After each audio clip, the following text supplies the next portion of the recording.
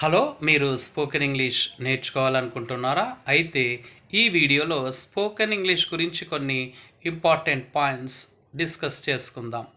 First మీరు spoken English నేర్చుకోవడానికి ముందు కొన్ని ఇంపార్టెంట్ పాయింట్స్ తెలుసుకోవడం చాలా ఇంపార్టెంట్. ఆ ఇంపార్టెంట్ పాయింట్స్ ఏంటో చూద్దాం. చూడండి, మనకి ఫస్ట్ ఒక 5 థింగ్స్ నేర్చుకుందాం. ఏంటి ఆ 5 థింగ్స్? ఈ 5 థింగ్స్ మనకి చాలా అవసరం. ఇవి స్టెప్ బై స్టెప్ నేర్చుకోవడం కూడా చాలా అవసరం, ఇంపార్టెంట్. ఫస్ట్ వన్ ఏంటి అంటే ప్రొనౌన్సియేషన్. ఇంగ్లీష్ వర్డ్స్ని ఎలా పలకాలి అన్నది తెలుసుకోవాలి. తర్వాత వొకాబులరీ అంటే ఇంగ్లీష్ వర్డ్స్ మీనింగ్స్ మీరు తెలుసుకోవడం చాలా ఇంపార్టెంట్. తర్వాత గ్రామర్, పెద్ద గ్రామర్ రూల్స్ ఫస్ట్లో మనకు అవసరం లేదు. చిన్న గ్రామర్ రూల్స్ అంటే ఏ పదం తర్వాత ఏ పదం రావాలి అన్న తెలుసుకోవడం చాలా ఇంపార్టెంట్.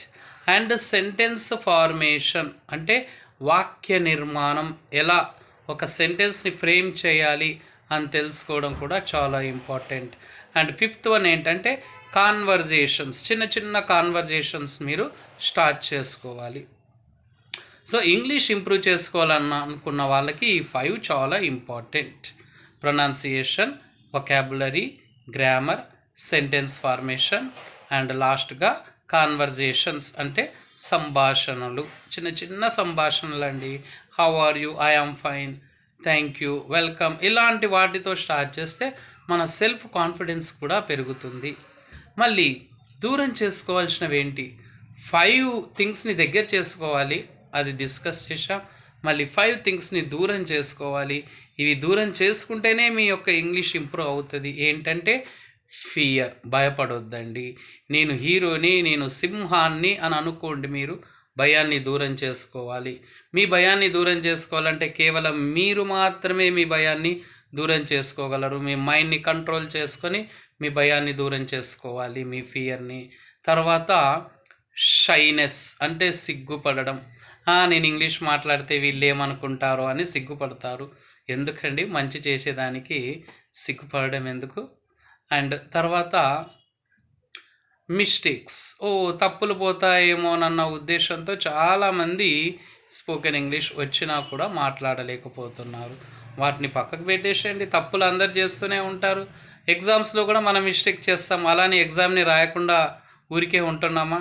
మళ్ళీ ఇంగ్లీష్ విషయానికి వస్తేనే మిస్టేక్స్ పోతాయి అని ఇంగ్లీష్ని మనం మాట్లాడకుండా ఎందుకు ఉంటున్నాం అలా? తర్వాత MTI అంటే మదర్ టంగ్ ఇన్ఫ్లుయెన్స్, మాతృభాష ప్రభావితం. మనం ఇంగ్లీష్ని ఇంగ్లీష్లానే మాట్లాడాలి, మన మదర్ టంగ్ మాదిరిగా ఇంగ్లీష్ మాట్లాడకూడదు. And last lack of practice అంటే తక్కువ ప్రాక్టీస్ చేస్తే మీరు English improve చేసుకోలేరండి.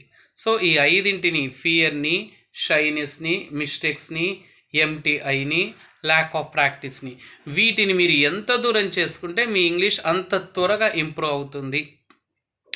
And spoken English related మీకు ఏమైనా డౌట్స్ ఉంటే కామెంట్ బాక్స్లో పోస్ట్ చేయండి, వాటికి మేము రిప్లైస్ ఇస్తాం.